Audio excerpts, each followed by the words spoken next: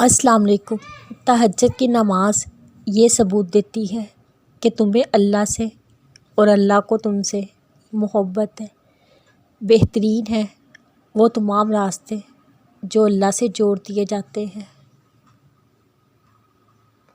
حضرت محمد صلی اللہ علیہ وسلم ہی وہ واحد شخصیت ہے جن کی وجہ سے قیامت جیسا خوفناک دن بھی خوبصورت ہو جائے گا۔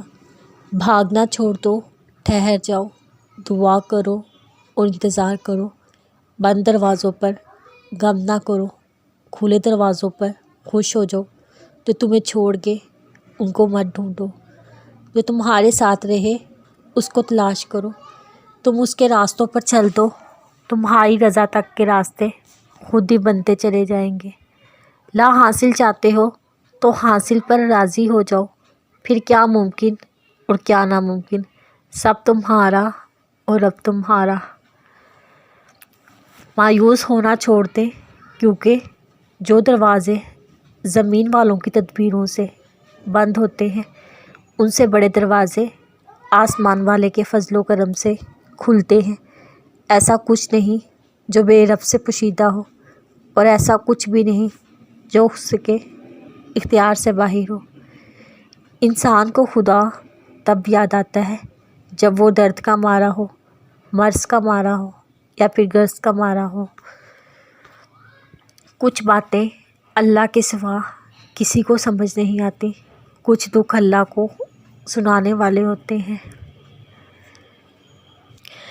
ایک فقیر دریا کے کنارے بیٹھا تھا۔ کسی نے پوچھا، بابا کیا کر رہے ہو؟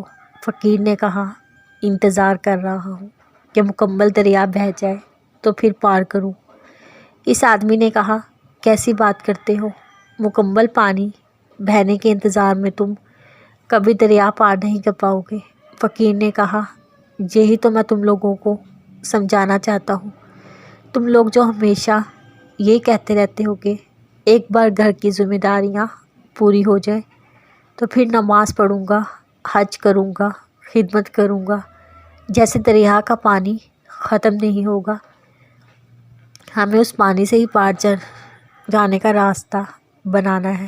اسی طرح زندگی ختم ہو جائے گی، پر زندگی کے کام اور ذمہ داری کبھی ختم نہیں ہوں گے۔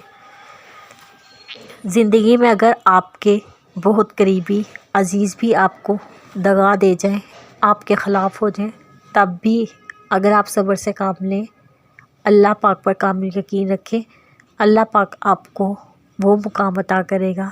زمانہ دیکھتا رہ جائے گا، اندھیر نگری میں روشنی، نور کے خزانے آپ پر کھول دیے جائیں گے۔